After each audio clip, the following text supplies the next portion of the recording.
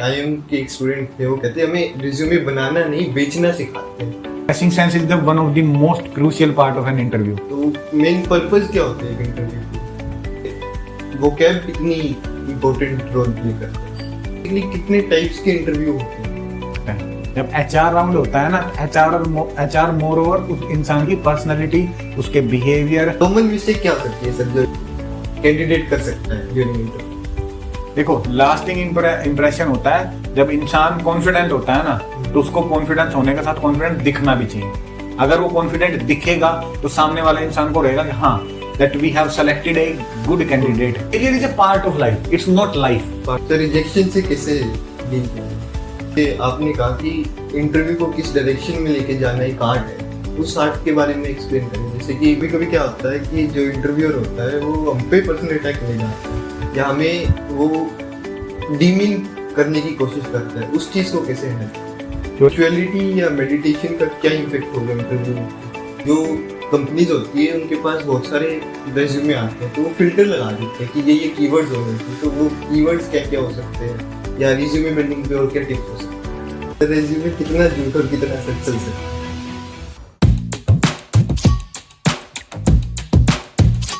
Today we are going to talk about what is interview. So my first question will be, what is interview in general aspect or general word and in corporate word? Okay. So sorry when we talk about interview. Okay. So we'll start about the general aspect of the interview. कि interview in general होता क्या है? Life में हमें interview की जरूरत क्यों पड़ती है? क्यों बार बार हमसे लोग पूछते हैं interview interview interview? Interview जो word है इसके अंदर देखते हैं अगर हम तो inter plus view.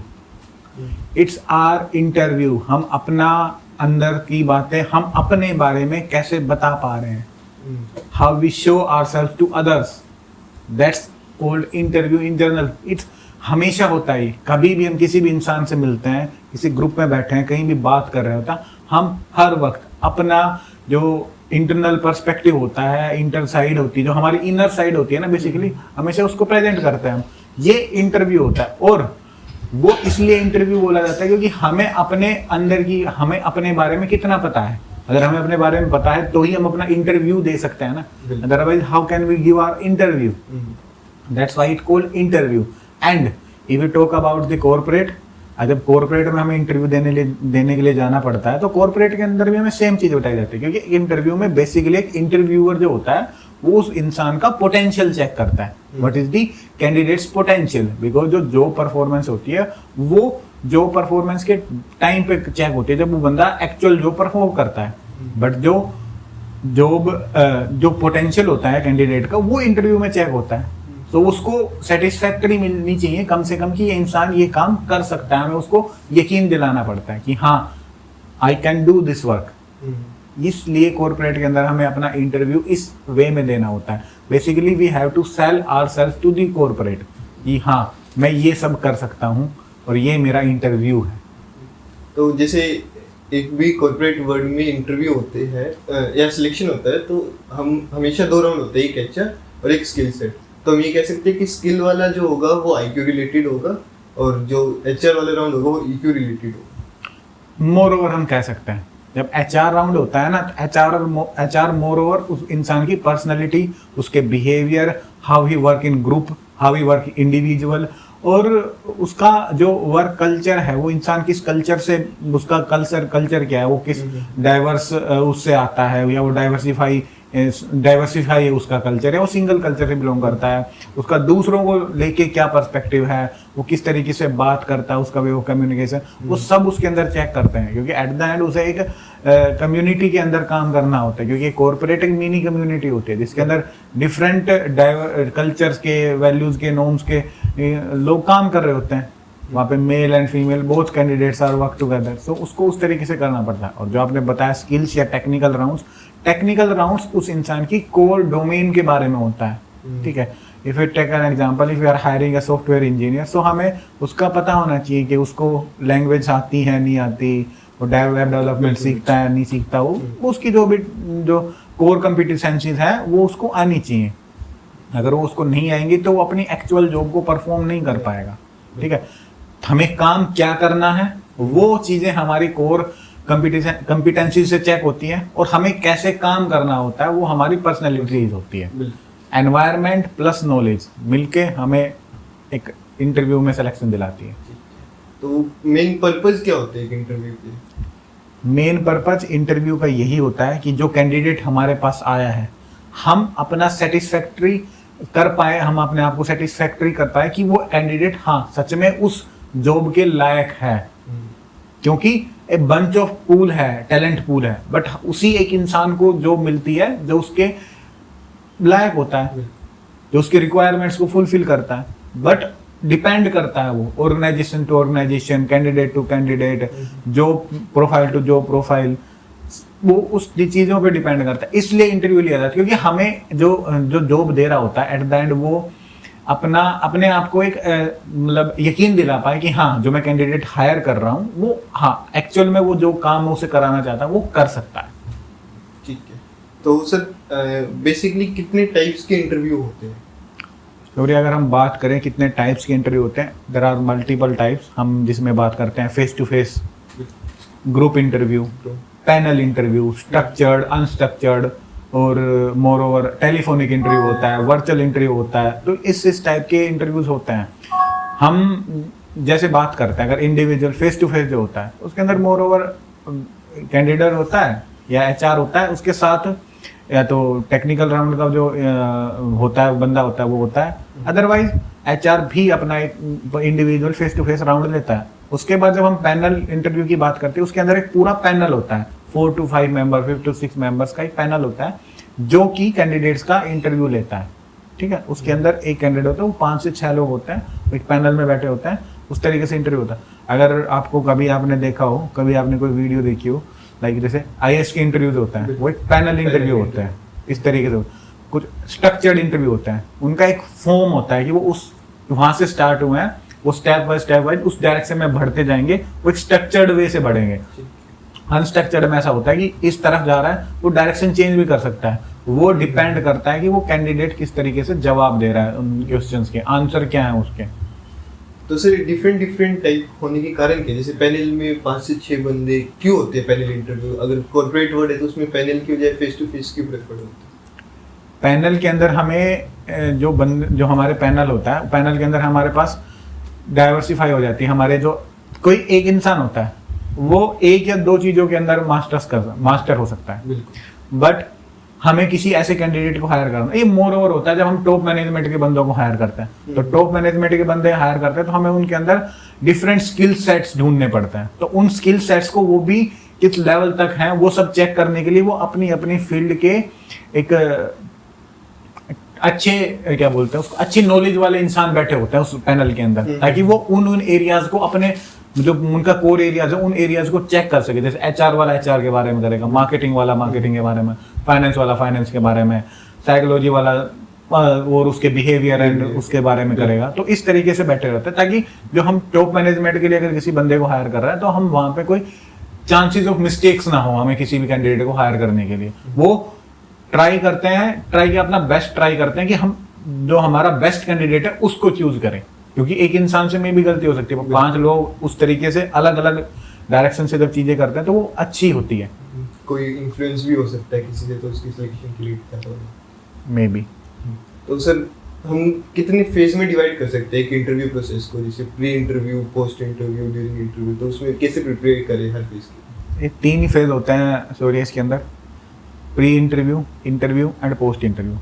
Pre interview के लिए जो कैंडिडेट होता है उसको अपने आप को प्रिपेयर करना होता है इंटरव्यू के लिए, जिसके अंदर उसको अपने डॉक्यूमेंट्स, अपने रेज्यूमे बिल्डिंग वाला काम करना पड़ता है। उसको पता होना चाहिए उसने रेज्यूमे के अंदर लिखा क्या है, मोस्ट इंपॉर्टेंट चीज। बहुत बार कैंडिडेट्स इंटरव्यू रेज्यूमे बनाते हैं, वो कॉपी पेस्ट कर लेते हैं, but that's the biggest mistake we do, क्योंकि हमारा रेज्यूमे हमें प्रेजेंट कर रहा है। ठीक है, अगर हमने अपना रेज्यूमे किसी के कॉपी पेस्ट से बनाया है तो वो उसकी प्रोफाइल प्रेजेंट करेगा, ना कि हमारी करेगा।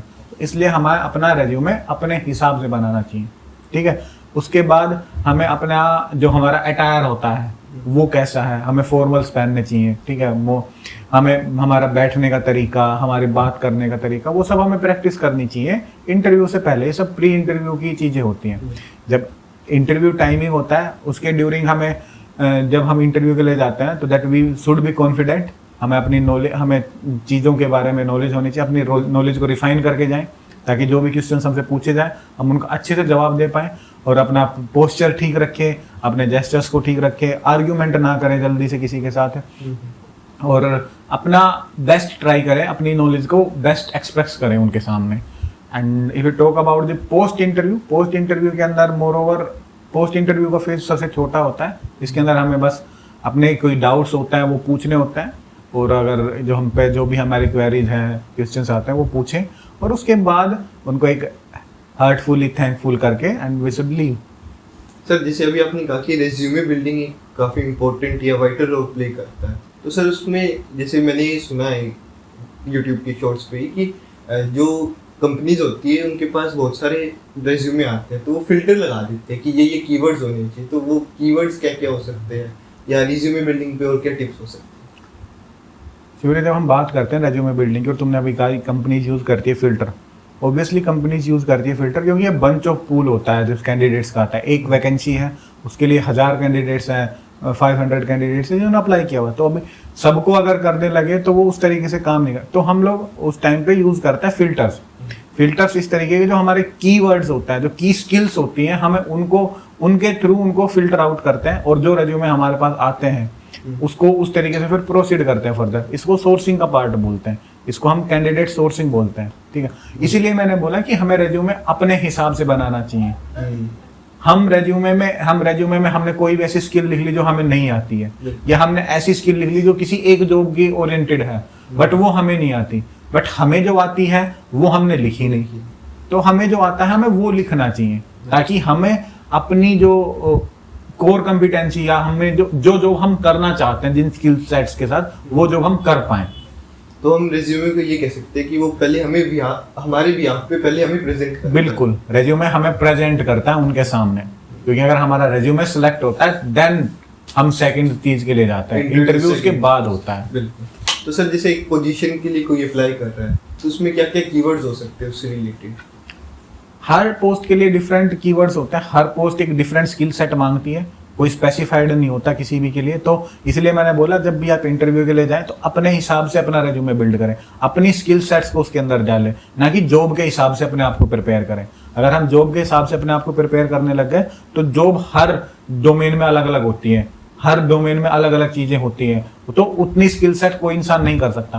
बट हाँ, जो हमारी स्किल सेट है हम उनको रिफाइन कर सकते हैं, उनको इम्प्रूव कर सकते हैं, तो उन स्किल सेट के बेस पे हमें नौकरी मिलना या जॉब मिलना ज्यादा आसान होगा, रादर देन हम जॉब के हिसाब से अपने आप को तैयार करें। तो जी सर, एक मेरा डाउट है, जैसे मैंने यूट्यूब पे शॉर्ट देखा था, उसमें IIM के एक स्टूडेंट थे, वो कहते हैं हमें रिज्यूमे बनाना नहीं बेचना सिखाते हैं।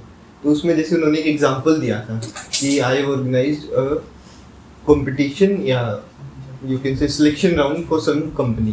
So instead of writing this, she said that we should write there was 10,000 plus impression on that post, then 50,000 plus student reach out, and then मतलब बेसिकली उसको एलोबरेट करके लिख दिया ताकि वो बड़ा दिखे रेज्यूमे। या ऐसा होता है सॉरी, जब हम अपने, मैंने बताया ना, हम इंटरव्यू में बेसिकली क्या करते हैं, या रेज्यूमे में क्या, रेज्यूमे हमारी एक स्लिप होती है, चेक स्लिप, जिससे हम अपने आप को सेल करते हैं। जैसे कि वो हमारा सैंपल होता है, जब भी हम कोई प्रोडक्ट बाय करते हैं उससे पहले एक सैंपल टेस्ट होता है, वो हमारा सैंपल होता है, ठीक है। इसलिए वो इस तरीके से होता है, अगर हमारा सैंपल अच्छा है तो वो जो इंटरव्यूअर होता है वो देखेगा कि प्रोडक्ट भी अच्छा होगा, ठीक है। इसलिए हमारा सैंपल अच्छा है, यानी हमारा रेज्यूमे अच्छा होना जरूरी है। और रेज्यूमे में हम जिस तरीके से उसको बना रहे हैं उसके अंदर हमने जो वर्डिंग्स यूज किए हैं वो बहुत जरूरी होते हैं। जो रेज्यूमे में जो वर्ड्स यूज होता है ना, एक एक वर्ड ये जरूरी होता है, उस वर्ड के बारे में हमें पता होना चाहिए कि ये वर्ड यहाँ पे क्यों एग्जिस्ट करता है, क्योंकि वर्ड का मीनिंग होता है अलग, और वो जब किसी सेंटेंस में यूज किया जाता है तो उसका मीनिंग फिर कुछ और हो जाता है। तो हमें उस तरीके, और जब आपने बात किया अभी वो उसने नंबर्स यूज किए थे, जब हम नंबर या स्टैट्स यूज करते हैं ना तो एक अलग इंप्रेशन डालता है, तो उसको पता लगता है कि हाँ इस बंदे ने ये लेवल अचीव किया हुआ है, या इस इंसान का ये लेवल तो है, अब ये इससे बेटर कर सकता है। सर रेज्यूमे कितना झूठ और कितना सच चल सकता है कि कोई भी कंपनी अपने आप को बेचने के लिए थोड़ा तो एम्प्लीफाई करती है, अपने आप को अच्छा दिखाती है, बेसिकली हो ना हो। चोरिया ऐसा होता है, देखो झूठ बोलने का तरीका ऐसा होता है कि आप अपना उस झूठ को, जैसे आपने बोला कितना झूठ और कितना सच बोला, पहले तो आप ट्राई करिए कि जो आपके बारे में एक्चुअल वही चीजें रखें। बट हाँ, हमेशा 80-20 का रेशियो चलता रहता है, तो 20% यू कैन यूज। बट हाँ, उस 20% को एटलीस्ट आपको पता होना चाहिए उसके बारे में, क्योंकि ऐसा भी होता है कि वो 20% आपको डिस्क्वालीफाई भी करा सकता है। कई बार ऐसा होता है कि हम वो 20% जॉब से उठाते हैं, 80% अपना डालते हैं, देन 100% देते हैं। तो 20% जिस जॉब का उठा रहे हैं, जॉब के बारे में हमें पता होना चाहिए जी। वैसा सच झूठ का कोई खेल नहीं होता, बट वो तो at the end interview round में फिर चीजें क्लियर हो ही जाती हैं। सर, एक जैसे आपने कहा कि इंटरव्यू को किस डायरेक्शन में लेके जाना एक आर्ट है, उस आर्ट के बारे में एक्सप्लेन करें। जैसे कि मैंने सुना है एसएसबी का, जैसे देखा था मैंने, मेरा दोस्त है उसने बताया कि मेरे को एक डोमेन, मैंने क्या होता है पैनल इंटरव्यू में उसने जो बोला है उस पर क्वेश्चन रेज होते हैं, तो उसने कह दिया कि मेरे को लेट्स सपोज डिजिटल मार्केटिंग आती है, तो फिर वो उसका कहता है मेरा सारा इंटरव्यू डिजिटल मार्केटिंग की तरफ चला गया। तो ऐसा ही होता है। सो ये जब भी कोई इंसान इंटरव्यू देने जाता है ना, तो उसको पहली चीज ये नोटिस करनी चाहिए या ये याद रखनी चाहिए कि वो जो इंटरव्यू में जो बोलेगा ना, वो ही इंटरव्यू की डायरेक्शन होगी। वो जो क्वेश्चंस के आंसर देगा ना, उसी से नए क्वेश्चंस बन के आएंगे। अगर उसने कुछ ऐसी चीजें बोली हैं जो उससे निकलने वाली चीजों का वो जवाब नहीं दे सकता, देन ही और she should have to avoid all these thing. अगर वो सब अवॉइड नहीं करेंगे, अब तुमने जैसे बोला कि उसने डिजिटल मार्केटिंग लिखा हुआ था, डिजिटल मार्केटिंग, तो उसे एक्चुअल में डिजिटल मार्केटिंग के बारे में पता होना चाहिए, क्योंकि वो एक वर्ड ऐसा है जो अपने आप में एक फील्ड है। अगर उसने उसको लिखा वहां पे, तो that means you have to know about that thing. आपको उसके बारे में पता होना चाहिए, ठीक है। तो वो चीज बेसिकली उसको रिजेक्ट भी करवा सकती है, उसको सेलेक्ट भी करवा सकती है। अगर आपको अपना इंटरव्यू, बेसिकली होता यही है कि कैंडिडेट का इंटरव्यू कैंडिडेट पे ही डिपेंड करता है, वो किस डायरेक्शन में जाएगा, वो किस तरीके के आंसर्स दे रहा है। अगर वो अपने आंसर्स में ही खुद को फंसा लेगा, तो वो अपने इंटरव्यू में फंस जाएगा। क्योंकि एक इंटरव्यूअर होता है, वो उस कैंडिडेट की पर्सनैलिटी, उसके आंसर्स के ऊपर ही उस पर क्वेश्चंस पूछता है।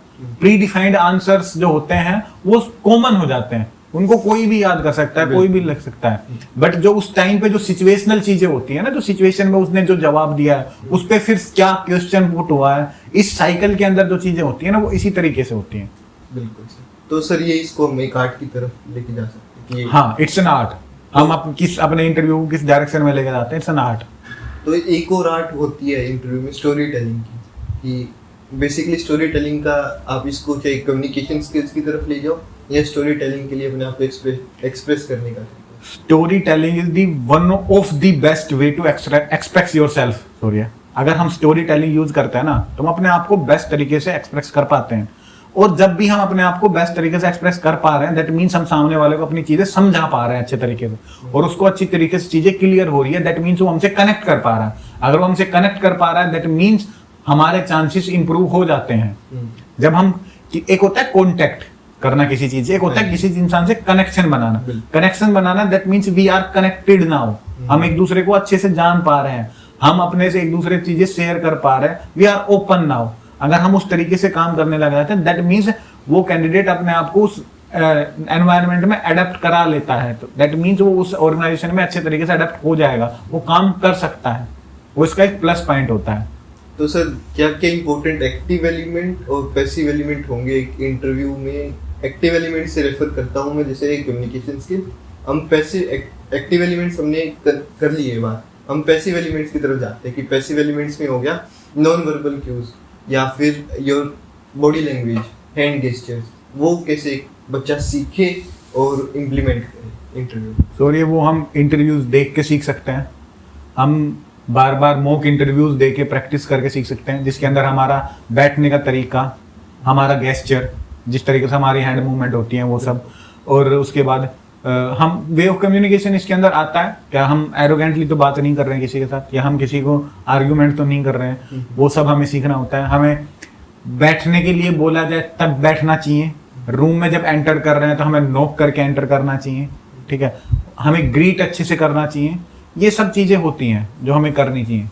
पैसिव एलिमेंट्स में हम ड्रेसिंग सेंस को भी कंसीडर करते हैं। बिल्कुल, dressing sense is the one of the most crucial part of an interview.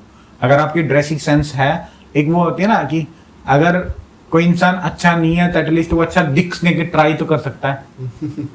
अच्छा दिखना तो हर इंसान होना ना होना एक अलग बात होती है, बट वो दिख तो अच्छा सकता है ना, क्योंकि अगर वो अच्छा दिखेगा तो उसका इंप्रेशन अच्छा पड़ेगा, and first impression is a good impression.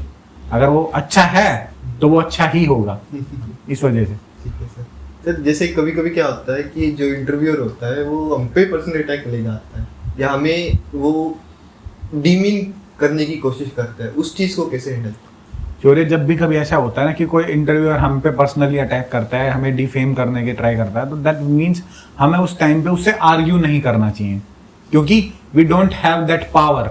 हम उस टाइम पे पावर होल्ड नहीं कर रहे होते हैं, उस टाइम पे वो इंसान पावर होल्ड कर रहा होता है, तो दैट मीन्स हमें उससे आर्ग्यू नहीं करना होता। या तो हम उससे लाइक नॉर्मली बात करें, या तो अगर हम उससे पोलाइटली बात समझा ले, या फिर हम कहें sorry sir, maybe you are right but things can be change. इस तरीके से हम थोड़ा सा इस टाइम पे चीज आते हैं, जैसे हम डिप्लोमेटिक आंसर देते हैं, ना हम उसकी साइड में है ना अपनी साइड में, हम एक बीच का रास्ता निकालते हैं, तो हमें वहां पे इस तरीके की चीजें करनी पड़ती है। बट वो इसलिए वो पता है कि हम अपने आप को जानते हैं और सामने वाला हम सामने वाले की बातों से समझ पा रहे हैं कि हाँ ये हमें डिफेम करने की ट्राई कर रहा है, या हमें पुश कर रहा है अपनी लिमिट्स को क्रॉस करने के लिए, बट हमें वहां पे करना नहीं होता। सर अभी आपने एक बहुत interesting word, powerful yet most useless using word is sorry. तो इंटरव्यू में अगर आपको कुछ नहीं आता तो हम कैसे सॉरी बोले कि या हम कैसे इंटरप्ट करें कि हम इसे सीख लेंगे, या हमें ये नहीं आता तो उसे इस वे में डिप्लोमेटिक आंसर दे कि आता है और नहीं भी आता है। देखो सॉरी, बहुत बार ऐसा होता है, ये हमें कोई ऐसा क्वेश्चन पूछा गया बट हमें उसका आंसर नहीं पता है, तो उसका बेस्ट वे होता है ये कि हम आर्ग्यू ना करें, अपना जो आंसर हम उसमें सिंपली मना कर सकते हैं कि sorry sir, I don't know the answer but I if you know the answer can you please tell me, I will try my best to learn it. या हम इसे इसमें भी कह सकते हैं कि sorry sir, I will try to learn it from outside. Sir जैसे कुछ जनरल क्वेश्चन होते हैं कि इंटरव्यू पूछते हैं what are your strength, what are your weakness, तो उनमें कोई जनरल आंसर हो सकता है? देखो उनमें कोई जनरल आंसर नहीं होता। हमें ना, ये मेरा पर्सनली मानना है, जब भी हमें कोई अपनी स्ट्रेंथ पूछता है हम अपनी स्ट्रेंथ बता देते हैं, बट जब हमसे कोई वीकनेस पूछता है ना कि हम अपनी वीकनेस, तो उस टाइम पे ना हम अपनी वीकनेस हमें अपनी वीकनेस नहीं बतानी होती है, हमें अपने वीक पॉइंट्स बताने होते हैं कि हम कहाँ पे लैग करते हैं समटाइम्स, और उसको इस तरीके से बताना होता है, अपने कोई पास्ट इंसिडेंट्स बता के कि हमारे साथ ऐसा हुआ था एंड देन मैंने ऐसे मैं उसको इम्प्रूव करने की कोशिश कर रहा हूँ, बट उस टाइम पे मैं उस तरीके से लैग कर गया था, that is one of my weakness. हम अपने स्ट्रॉन्ग पॉइंट्स ही होल्ड कर, अगर हम अपने इंसान को कहीं पे जाके, देखो ऐसा होता है जब कोई भी चीज, हम कोई प्रोडक्ट या सर्विस लेके चलते हैं, हम उसके बेनिफिट्स बता रहे हैं, हम उसके प्रोज बता रहे हैं, तो इंसान को अच्छा लगेगा, वो अच्छा सुनेगा कि हाँ ये चीज अच्छी है। फिर उसके बाद बताते हैं नहीं इसकी खराब बातें क्या है, ये इस तरीके से खराब है, या ये हमें इस तरीके से नहीं लेनी चाहिए, देन उसके मन में एक डायलेमा आ जाता है क्या लूं क्या ना लूं। बट उस टाइम पे हम ये यूज कर सकते हैं, ये तो इसकी प्रोज है, ये अच्छी है इसमें, बट हाँ ये काम थोड़ा कम तरीके से करता है, या इस तरीके से ये थोड़ा सा लैग करता है, बट हाँ कर लेता है, या इस तरीके से चीजें होती हैं, या उसको इम्प्रूव कर, ये इसको इम्प्रूव कर लेगा। सर मैंने ये भी जैसे वीडियो यूट्यूब भी अभी तक नॉलेज सोर्स है, तो यूट्यूब पे सुना है कि जब भी ये पूछे तो आप अपने स्ट्रॉन्ग पॉइंट को वीक पॉइंट में ले जाओ।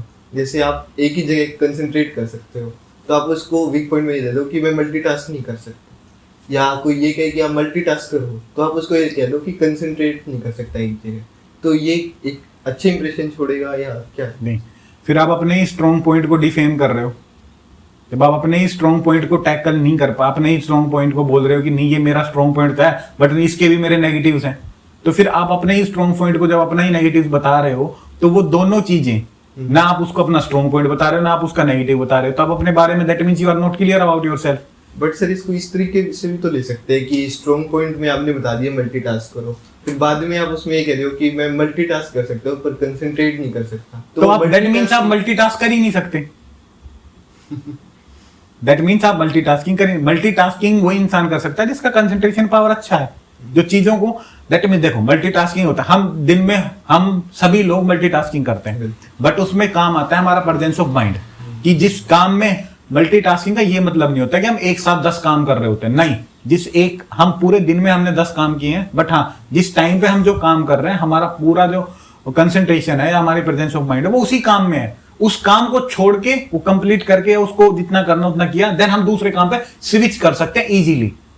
हम कामों के साथ कोऑर्डिनेशन अच्छा रखते हैं, उसको बोलते हैं मल्टीटास्किंग। और एक मोर ओवर हम जब भी बात करते हैं ना, किसी भी इंसान ने कोई बोलता है इसने ये अचीव कर लिया, वो कर लिया, एंटरप्रेन्योर की बात करते हैं, एंटरप्रेन्योर होता है वो बड़ा, वो सभी मल्टीटास्कर्स होते हैं, क्योंकि एक काम करके कोई भी इंसान बड़ा अचीव नहीं कर सकता, उसको ज्यादा काम करने पड़ते हैं। सो मल्टीटास्किंग एक तो ऐसी स्किल्स है जो हमें अपने आप में डेवलप करनी पड़ेंगी, but with the good power of presence of mind और कंसंट्रेशन। हम जिस काम को कर रहे हैं उसको कितना अच्छे से कर रहे हैं, उसको अपना अच्छा किया, देन उसको उससे स्विच किया दूसरे में, दूसरे से तीसरे में, इस तरीके से करते हैं। सर एक चीज हो रहा है कि जैसे इंटरव्यू में हम कैसे रिसर्च करें उस पर्टिकुलर पोजीशन के जिसके लिए अप्लाई कर रहे हैं, और जो कंपनी है या जो एंटिटी है जो इंटरव्यू ले रहा है उसके बारे में कैसे रिसर्च करें? देखो शौर्य, बहुत बार ऐसा होता है कि हमें नहीं पता हो रहा था कि हमारा इंटरव्यू ले कौन रहा है, ठीक है, बट हम उस कंपनी के बारे में जरूर रिसर्च कर सकते हैं। उस कंपनी के विजन्स मिशंस क्या हैं, उसके क्या गोल्स हैं, वो किस एनवायरनमेंट को सपोर्ट करती है, उसका वर्क एनवायरनमेंट क्या है, उसके पास्ट एम्प्लॉयज रहे हैं उनसे बात कर सकते हैं किसी से, उस कंपनी के रूल्स एंड रेगुलेशंस को पढ़ सकते हैं, ठीक है। उसके अलावा उस कंपनी की अभी करंट सिनेरियो क्या है, मार्केट शेयर उसका क्या है, वो उसका अगर वो शेयर मार्केट में लिस्टेड है तो उसकी वह आईपीओ है, उसकी ग्रोथ क्या है, उस तरीके से बात कर सकते हैं, ठीक है। उनकी पॉलिसीज क्या हैं, वो किस तरीके से वो अपने एम्प्लॉयज को एडिशनल पर्क्स या बेनिफिट्स क्या देते हैं, तो वो बहुत सारी चीजें होती हैं। और हाँ, बेसिकली वो अपने जो क्या बोलते हैं, जो अपने जो एम्प्लॉयज होते हैं उनके लिए कितनी बेनिफिशियरी है, कितना अपने एम्प्लॉयज की तरफ काम करती है, या उसको सिर्फ काम चाहिए या अपने एम्प्लॉयज के बारे में वो सोचती है, तो ये सब चीजें हम उसके अंदर कर सकते हैं। मोर ओवर हम ट्राई कर सकते हैं उस कंपनी के जो हमारा इंटरव्यू ले रहा है, हम ट्राई कर सकते हैं कि पता करने वो इंसान कौन है।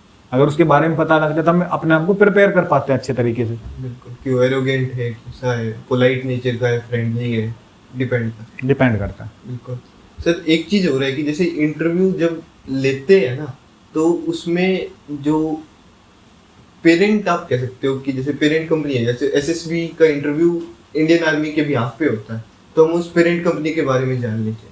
हाँ, जान सकते हैं, वो पूछ भी सकते हैं। बहुत बार ऐसा होता है कि वो कंपनी किसी की सब्सिडरी होती है, बट हमें उसकी पेरेंट कंपनी के बारे में नहीं पता होता, तो पूछ सकते हैं कि दैट हमारी कंपनी जो है ये एक सब्सिडरी है, क्या आपको पता है सब्सिडरी क्या होती है, क्या आपको पता है पेरेंट कंपनी क्या होती है, क्या हमारी पेरेंट कंपनी कौन है। जैसे गूगल की पेरेंट कंपनी अल्फाबेट है, सो गूगल के बारे में सब जानते हैं, क्या आप अल्फाबेट के बारे में जानते हैं, कितना जानते हैं अल्फाबेट के बारे में। मोर ओवर हमें अल्फाबेट के बारे में नहीं जानना होता कितना, बट हाँ हमें पता होना चाहिए कि अल्फाबेट क्या है, ठीक है। हम गूगल के सीईओ को जानते हैं, क्या अल्फाबेट के सीईओ को जानते हैं, तो इस तरीके की चीजें होती हैं, पर हाँ बेसिक ओवरव्यू हमारे पास होना चाहिए। सर एक जैसे ऑर्गेनाइजेशन है, उसमें आपने कहा कि अल्फाबेट के सीईओ को नहीं जानते, पर हमें अल्फाबेट का भी मेन ऑब्जेक्टिव पता होना चाहिए कि क्या है, और गूगल किस वे में काम करता है ये भी पता होना चाहिए, राइट? हाँ, एक हद तक पता होना चाहिए, क्योंकि बट पता है क्या होता है कि मोर ओवर होता है कि जो सब्सिडरीज होती है ना, वो इंडिपेंडेंटली काम करती हैं, इसलिए उनके इंडिपेंडेंट सीईओ होते हैं, बट हाँ उनकी पेरेंट कंपनी जो होती है ना, उनको इन्फ्लुएंस जरूर करती है, या वो किस डायरेक्शन में काम कर रही है, तो उससे वो इन्फ्लुएंस जरूर होता है। सर अब जैसे इंटरव्यू के लिए प्रिपेयर करने, तो एक मॉक इंटरव्यू बहुत इंपॉर्टेंट रोल प्ले करता है। बिल्कुल प्ले करता है, सॉरी हमें ट्राई करना, देखो किसी भी चीज के लिए हम जा रहे हैं, अगर हम उसके सामने बिना प्रैक्टिस के जा रहे हैं, दैट मीन्स हमारे फेलियर के चांस वैसे ही बढ़ गए। अगर हम प्रैक्टिस करके जा रहे हैं, that means we are practice, हम अपने बारे में जितना ज्यादा प्रैक्टिस करेंगे उतना ज्यादा अपने आप को जानेंगे, उतना अच्छे से अपने आप को प्रेजेंट कर पा रहे हैं। अगर आप जितना अच्छे से प्रेजेंट कर पा रहे हैं, that means we are having a better chance to be get selected. तो सर इंटरव्यू में वोकैब कितनी इंपॉर्टेंट रोल प्ले करता है? वोकैब कई बार ऐसा होता है कि सॉरी हम इंटरव्यू देने गए हैं एंड जो इंटरव्यूअर होता है ना, उसको उतने लेवल की वोकैब नहीं आती, कई बार होता है ऐसा। तो अगर हमने कुछ ऐसे वर्ड्स यूज किए जो उसको सामने वाले को समझ में ही नहीं आए, हमारा आंसर उसको समझ ही नहीं आया, दैट मीन्स या तो वो इंसान दो तरीके से ले सकता है उसको, पॉजिटिव इंपैक्ट भी किया, कैंडिडेट अच्छा है, उसको अच्छे तरीके से चीजें, या दूसरा ये कि वो उस चीज को नेगेटिव उसमें ले जाए कि यार ये मुझे उस सिखा रहा है, मेरे से ज्यादा पता है इसे, इस तरीके से भी। हाँ। तो वो हमें फिर उसके बाद वो नेगेटिव डायरेक्शन वो चीजें जाने लग जाती हैं।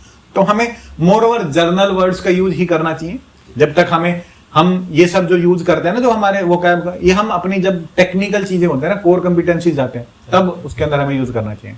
ठीक है सर, एक और जैसे कोई इमर्जिंग फील्ड है, जैसे स्टार्टिंग में डाटा साइंस अब थोड़ी इमर्जिंग हो रही है, आप ये कह सकते हो कि डाटा साइंस की जब फर्स्ट टाइम इंटरव्यू हुआ होगा या बिल्कुल इमर्ज होगी, या अभी कोई आगे फील्ड है जो बिल्कुल इमर्ज होगी, तो उसके बारे में कैसे रिसर्च करें? देखो, इमर्जिंग चीज है, हमारे लिए कैंडिडेट के लिए भी वो इमर्जिंग है और कंपनीज के लिए वो इमर्जिंग है, तो दोनों के लिए नई चीजें हैं। तो ऐसा भी नहीं होता उस टाइम पे कंपनी में जो ऑर्गेनाइजेशन में जो भी इंसान काम कर रहे हो तो उन्हें ही सब कुछ पता होता है, नहीं, उन्हें भी थोड़ा पता होता है, थोड़ा कैंडिडेट को पता होता है, तो थोड़ा थोड़ा बता के वो चीजें हो जाती है। हाँ, तिनके को डूबते को तिनके का सहारा मिल जाता है। ठीक है, कॉमन मिस्टेक क्या हो सकती है सर जो इंटरव्यू कैंडिडेट कर सकता है ड्यूरिंग इंटरव्यू? कैंडिडेट देखो, सबसे जो कॉमन मिस्टेक हो सकती है उसका बैठने का पोस्चर हो सकता है, उसका वे ऑफ कम्युनिकेशन हो सकता है। दूसरा, क्या वो अपने ही इंटरव्यूअर से डिबेट करने लगे, यानी बहस करने लग गया। हमें बहस नहीं करनी होती है, ठीक है, हमें अपना आंसर पोलाइटली देना होता है, हमें आर्ग्यूमेंट नहीं करना होता, हमें उसको एरोगेंट नहीं होना होता अपने आंसर की। मे बी समटाइम्स ऐसा होता है कि हमें चीजें पता होता है, हम अच्छे उसमें होते हैं, मतलब हमारा जो स्टांस होता है वो अच्छा होता है, हम हायर स्टांस पे होते हैं, तो हम हायर स्टांस पे हैं, अच्छी बात है हमारी, बट हमें उसको लेके हमें एरोगेंट नहीं होना चाहिए। अगर हम उसको लेके एरोगेंट होंगे, दैट मीन्स वो हमारी एक नेगेटिव पर्सनैलिटी को दिखाएगा और वो हमें उस टाइम पे लैक करा सकती है। तो रिजेक्शन से कैसे डील किया जाए? रिजेक्शन से डील करने का एक मतलब है that you have to learn yourself, you have to learn more things. जब हम रिजेक्ट होते हैं ना, दैट मीन्स ये नहीं है कि हम कुछ नहीं कर सकते, दैट मीन्स हम वो एक पर्टिकुलर चीज नहीं कर पा रहे जो उस इंसान को चाहिए होती थी, तो हम उस चीज को सीख सकते हैं, ऐसा नहीं है कि उस चीज को नहीं सीख सकते। क्या वही चीज सीख के हमने, क्या पता हम दूसरी चीज जो हमें आती है हम उसके थ्रू जॉब ले सकते हैं, ठीक है। सो failure is not failure is a part of life, it's not life, part of success also, and failure is a part of success also. जो इंसान जितना ज्यादा फेल होता है उतना ज्यादा अच्छा भी करता है। अगर किसी इंसान को पहले अटेम्प्ट में सक्सेस मिल गई, देन ऐसा हो सकता है, हाँ उसने सक्सेस तो पा ली, बट उसने जो लाइफ का दूसरा पार्ट होता है जो फेलियर वाला होता है वो नहीं देखा होता, फिर वो छोटे छोटे फेलियर पे बड़ा इम्पैक्ट होता है। सो फेलियर्स के साथ साथ ना हमारा जो माइंड सेट होता है वो भी बिल्डअप होता है, हमें स्ट्रोंग बनाता है वो उस तरीके से।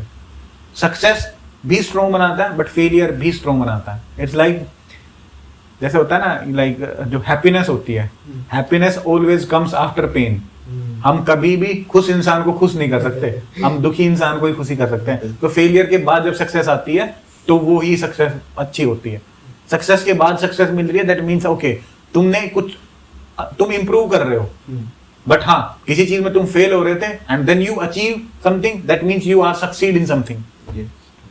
सर स्पिरिचुअलिटी या मेडिटेशन का क्या इम्पैक्ट होगा इंटरव्यू पे, कि एक जो बंदा स्पिरिचुअलिटी फॉलो करता है या मेडिटेट करता है रोज, वो कैसे डिफरेंट होगा जो बंदा नहीं फॉलो करता है, मेडिटेट नहीं करता प्रॉपर या एक्सरसाइज नहीं करता?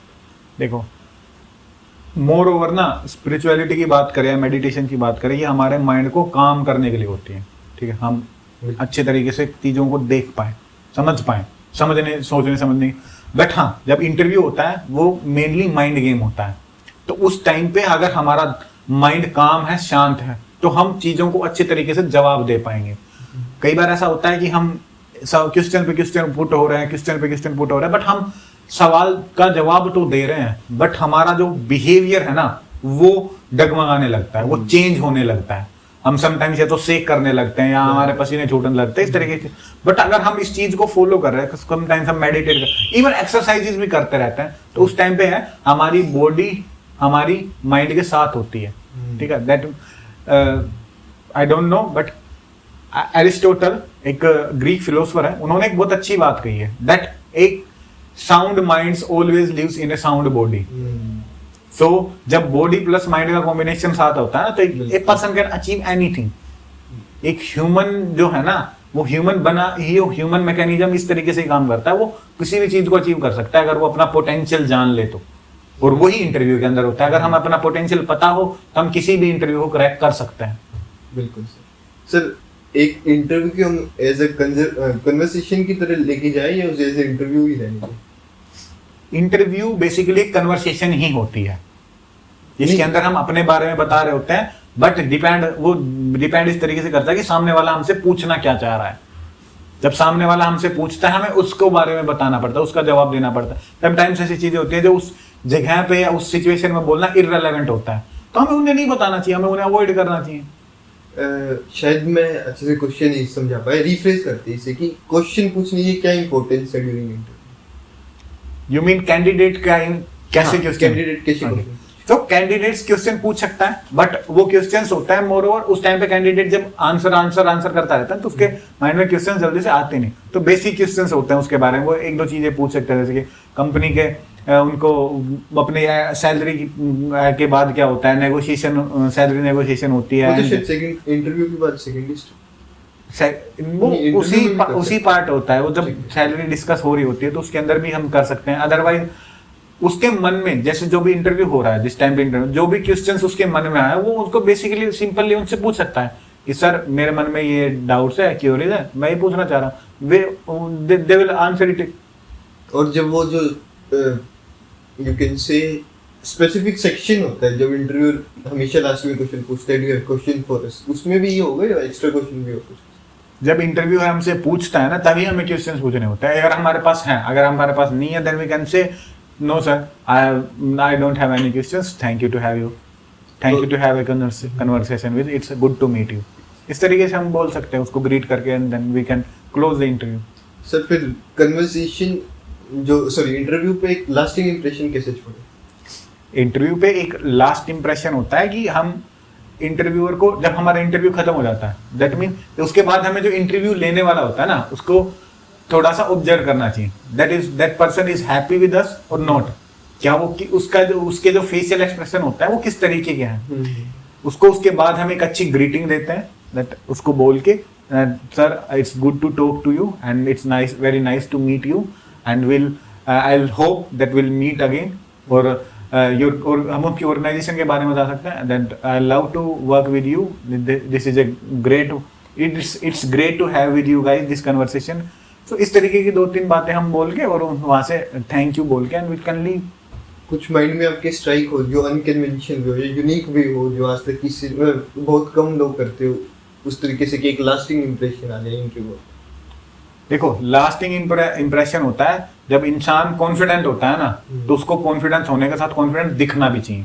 अगर वो कॉन्फिडेंट दिखेगा तो सामने वाले इंसान को रहेगा कि हाँ, that we have selected a good candidate, और वो कैंडिडेट हाँ हमने सेलेक्ट सही किया, दैट मींस इंटरव्यूअर भी कॉन्फिडेंट रहेगा आपके साथ साथ। तो दैट मींस जब आप ऑर्गेनाइजेशन में सच में जब जर्नल रियल में काम करने जाओगे ना, तो वो पर्सन आपको उसी कॉन्फिडेंस तरीके से, उसी हैप्पी वे से ट्रीट करेगा, ठीक है? तो वो आपका कॉन्फिडेंस बिल्ड होता रहेगा कंटिन्यू। वरना आप उस टाइम पे आपको, क्योंकि आप जब भी हम नई ऑर्गेनाइजेशन में काम करने जाते हैं, हमें वहां पे एडजस्ट करने में चीजें को थोड़ा इश्यू आता है स्टार्टिंग में। तो अगर हम इंटरव्यू के टाइम पे ही 1-2 बंदों से उस तरीके से थोड़ा फॉर्मल हो जाते हैं, थोड़ा वो हम उनके बारे में जान लेते हैं, थोड़ा वो हमारे बारे में जान लेते हैं, तो 1 या 2 बंदे ऐसे होते हैं जिनको हम ऑर्गेनाइजेशन के अंदर थोड़ा जान रहे होते हैं, तो हम उनसे कन्वर्सेशन स्टार्ट कर सकते हैं। सर आपने अभी एक बात कही थी कि हमें एक्सप्रेशन देखने चाहिए जो at the end of interview. तो सर अगर उसमें मान लो नेगेटिव इंप्रेशन है तो हम उसको एज अ पॉजिटिव में भी लेके जा सकते हैं, जैसे कि हम उसे कहते हैं sir it's looking like disappointing but I will not disappoint you in terms of. नहीं, ऐसा नहीं होता। नेगेटिव फॉर्म में ऐसा होता है कि ठीक है, आपने तो अपना बेस्ट ट्राई किया, बट उनको जो पोटेंशियल कैंडिडेट चाहिए था उनको आप उस तरीके से नहीं मिल पाए। नहीं, बट कुछ ऐसा कुछ कह दे कि हाँ वो एक और चांस दे हमें कंसीडर करने, वो हम उनको इस तरीके से बोलते हैं कि ओके सर, हम I will not, maybe I am not up to mark to your standards, but I will try my best if I will get another chance to have an interview with your or have to join your organization in future, so I'll prepare myself for that and I'll try my best again for the future। इसको sir अगर बोलेंगे तो एक negative impression भी जा सकता है ना। मान लो वो इंटरव्यूअर थोड़ा सा ट्रिकी प्ले करना चाहता हो, नेगेटिव दिखा के कि बंदा एकदम कॉन्फिडेंट ना हो जाए, और हम ये कह रहे कि शायद मैं अच्छा नहीं बोला या अच्छा नहीं किया, तो उसे लगेगा कि यही कॉन्फिडेंट नहीं था तो मैं कैसे। नहीं, ऐसा नहीं होता। जब भी हम इंटरव्यू देने जाते हैं ना, तो हमारी फर्स्ट थिंग होती है कि हमें कॉन्फिडेंट होना चाहिए। जब जो क्वेश्चंस हमारे, देखो पहली बात हमारा माइंड सेट स्ट्रॉन्ग होना चाहिए इंटरव्यू देते टाइम, और दूसरा हमारा कम्युनिकेशन। हमारा communication that means when we speak, अगर मैं कहीं भी बैठ के कुछ भी बोलूंगा तो वो जो भी चीजें मैं बोल रहा हूँ, कम्युनिकेट कर रहा हूँ, दैट मीन्स वो मेरे बारे में बता रही हैं, मैं अपने आप को वहां पे रिप्रेजेंट कर रहा हूँ। ठीक है, जब भी मैं अपने आप के बारे में कुछ भी कभी भी कहीं भी बैठ के बोलूंगा, that means I am representing my self. और जब मैं वहां पे वो सब चीजें करूंगा तो मुझे उन चीजों पे ध्यान रखना चाहिए। और वहां पे मैं अगर अपने आप को गलत रिप्रेजेंट करूंगा, दैट मीन्स क्या फिर वो इंसान जो हमारे सामने बैठा होता है वो क्या ही एश्योरेंस देगी नेक्स्ट टाइम पे इंसान वैसा नहीं करेगा। जो हम जैसे होता है, हमें अपने आप को प्रेजेंट करना होता है, अपने आप को वैसे लाइक राउंड नहीं खेलना होता वहां पे। तो नेक्स्ट टाइम पे भी हम जाएंगे, दैट मीन्स अगर वो इंसान होता है कि हमारा एक सेट ऑफ स्टैंडर्ड्स उसके माइंड में हो जाता है कि हाँ ये इंसान इस स्टैंडर्ड तक का तो है, इसका ये स्टैंडर्ड है।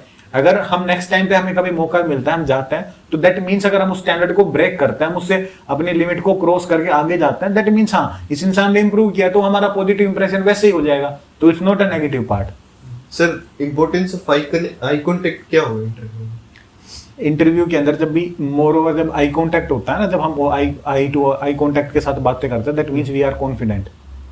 हम जो आंसर्स दे रहे हैं वो हम उनके साथ कॉन्फिडेंट है। ठीक है, हमें बार बार याद करना नहीं पड़ता, रिफ्रेज नहीं करना पड़ता, that means we are prepared. वो हमारी सिंसियरनेस को शो करता है, that we are sincere for this. हम अपना और आपका सामने वाले का टाइम खराब नहीं कर रहे होते वहां पे, हम आपके टाइम की वैल्यू करते हैं और मेरा टाइम भी वैल्यूएबल है, ये दिखाते हैं हम वहां पे बैठ के। So eye contact shows the confidence of the candidate. तो जो दीवार पे देखना या वो हमें अवॉइड करना चाहिए, वो द पार्ट ऑफ जेस्चर्स होता है, आई कॉन्टेक्ट होता है, वो हमें आई टू आई। जब भी हम अगर पैनल इंटरव्यू की बात करें, तो उसके अंदर जो इंसान जिस पैनल के मेंबर ने हमसे जो क्वेश्चन पूछा है, हमें उसकी तरफ देख के ही जवाब देना चाहिए। दैट मीन्स उस पर्सन को लगे कि हाँ ये मेरी वैल्यू कर रहा है और मेरे क्वेश्चन की वैल्यू है और मुझे जवाब दे रहा है। पर बीच में जो और बैठे हुए पैनल के अंदर उनको भी देखना चाहिए, सिर्फ उन्हें? मोर ओवर हमें उस इंसान को देखना चाहिए जो क्वेश्चन हमें पूछ रहे, बट हाँ we can switch from one person to another. Okay sir, last question रहता है आज के लिए कि क्या इंपॉर्टेंट कीवर्ड या क्वालिटीज या स्किल्स एक बंदा सीखे जो रेज्यूमे में भी अच्छी दिखे, इंटरव्यू में अगर वो बताए कि मेरे पास ये है, तो वो भी एक पॉजिटिव इंप्रेशन छोड़े, और मतलब सीख भी सकता है कोई बंदा कि ऐसा भी नहीं कि उसको ज़्यादा टाइम। शौर्य, पहली चीज ऐसी है, first thing you have to know yourself. हम अपने आप को जानना पड़ेगा हमें। दूसरी चीज, हमें अपने स्ट्रेंथ्स को जानना पड़ेगा, स्किल सेट्स को जानना पड़ेगा कि हम क्या कर सकते हैं। ठीक है। तीसरी चीज, हमें अपने आप पे काम करना पड़ेगा। We have to add value in ourself, ना कि हमें अपने आप को तैयार करना है, ना कि हमें अपने आप को किसी जॉब के लिए तैयार करना है। अगर हमें अपने आप को किसी एक पर्टिकुलर जॉब के लिए तैयार करने लगे, दैट मीन्स हम स्टिक हैं उसी जॉब के लिए, बट हम रिस्ट्रिक्ट कर रहे हैं, हम अपने आप को बांध रहे हैं किसी एक चीज से। अगर हम अपने आप के अंदर वैल्यू ऐड कर रहे हैं, अपने आप के अंदर अपने आप को ग्रो कर रहे हैं, that means we can do multiple things. तो हमें वहां नहीं मिल रहा तो हमें दूसरी जगह। So always work on yourself, you have, and if you try to like work on the job or work on the job profile, that means you can work on that particular profile. ठीक है। सो हमें अपने आप को paralyse नहीं करना किसी एक पर्टिकुलर जॉब के ऊपर अपने आप को बांध के। We have to make ourself like a person who can do multiple things and he is not like हमें अपने आप के हमारा जो सोच का दायरा होता है ना, हमें उसको बढ़ाना पड़ता है। हमें किसी भी एक चीज से बंद के नहीं रहना, आउट ऑफ द बॉक्स। हाँ, तभी हम ग्रो कर पाते हैं। अगर हम किसी एक जॉब को पर्टिकुलर उस पर बंधे हुए हैं ना, दैट मीन्स हम उसी पे रहेंगे, हम उस पर भी ग्रो नहीं कर पाएंगे। हमें उसे भी ग्रो करना है, तो हमें अपने आप को ग्रो करना पड़ेगा। फिर एक कोट है, मैंने पढ़ा है कि जब आप ये सीखते हो ना कि मुझे कितना पता है और कितना पता करना है, या कुछ नया सीखते हो, तब आपको ही पता चलता है कि आपको कितना थोड़ा पता है। बिल्कुल सही बात है। तो सर जैसे कुछ कीवर्ड्स होते हैं कि एक्टिव लिसनिंग यूज कर सकते हैं हम कि अपने रिज्यूमे में जो अच्छा इंप्रेशन छोड़ता है। एक्टिव लिसनिंग का मतलब, एक्टिव लिसनिंग ऐसा होता है कि सॉरी, जब हम कम्युनिकेट करते हैं ना, तो उसके अंदर एक्टिव लिसनिंग एक बहुत मेजर पार्ट प्ले करती है। एक्टिव लिसनिंग दैट मीन्स हम यहाँ पे बात कर रहे हैं, क्या आप मेरी बात को उतने अच्छे ध्यान से उस तरीके से सुन रहे हो? अगर उस तरीके से उस बात को उतने ध्यान से सुन रहे हो, इतने एक्टिवली सुन रहे हो, तो आपका माइंड उस चीज को उस तरीके से प्रोसेस कर पाएगा। अगर आपका ध्यान ही इधर उधर है तो आप नहीं सुन पाओगे और मेरी बात का अच्छे तरीके से जवाब नहीं दे पाओगे। दैट मीन्स इंटरव्यू को ये लगेगा that person is not like sincere, is not sincere about this about the interview, and he is like wasting my time and his or her also. Thank you sir for okay. Thank you, Surya. It's a good conversation with you. Thank Thank you. you.